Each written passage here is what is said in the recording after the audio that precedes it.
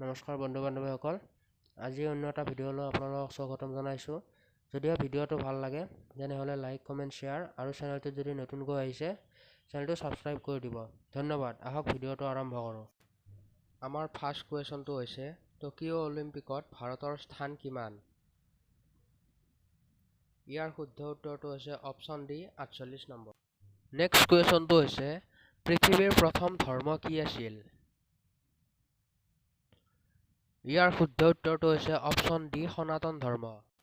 Next কুৱেশ্যনটো হৈছে কেতিয়া অসমৰ জলপথত জাহাজ সেৱা গঠন কৰা হৈছিল?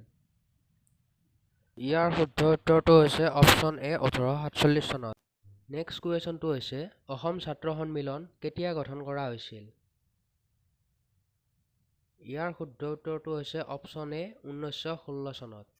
নেক্সট কুৱেশ্যনটো হৈছে আভ্যন্তৰীণ সীমা আইন কেতিয়া কাৰ্যকৰী কৰা হৈছিল? ইয়াৰ শুদ্ধ উত্তৰটো হৈছে অপশ্যন ডি 1873 চনত। নেক্সট কুৱেশ্যনটো হৈছে শিৱসাগৰৰ তলাতল ঘৰ কিমান চনত নিৰ্মাণ কৰা হৈছিল? ইয়াৰ শুদ্ধ উত্তৰটো হৈছে অপশ্যন চি 1756 চনত। আমাৰ নেক্সট কুৱেশ্যনটো হৈছে আহোমসকলৰ শেষ ৰাজধানী ক'ত আছিল? ইয়াৰ শুদ্ধ উত্তৰটো হৈছে অপশ্যন চি যোৰহাটত। নেক্সট কুৱেশ্যনটো হৈছে আহোমসকলে কিমান চনত চৰাইদেউত ৰাজধানী পাতিছিল? ইয়াৰ শুদ্ধ উত্তৰটো হৈছে অপশ্যন বি 1225 চনত। নেক্সট কুৱেশ্যনটো হৈছে মানৰ প্ৰথম আক্ৰমণৰ সময়ত আহোম স্বৰ্গদেউ কোন আছিল? ইয়াৰ শুদ্ধ উত্তৰটো হৈছে অপশ্যন চি চন্দ্ৰকান্ত সিংহ। আমাৰ নেক্সট কুৱেশ্যনটো হৈছে আহোমসকলে প্ৰথমে ক'ত ৰাজধানী পাতিছিল? ইয়াৰ শুদ্ধ উত্তৰটো হৈছে অপশ্যন চি চৰাইদেউত। আমাৰ নেক্সট কুৱেশ্যনটো হৈছে আহোমসকলৰ শেষ স্বৰ্গদেউ কোন আছিল?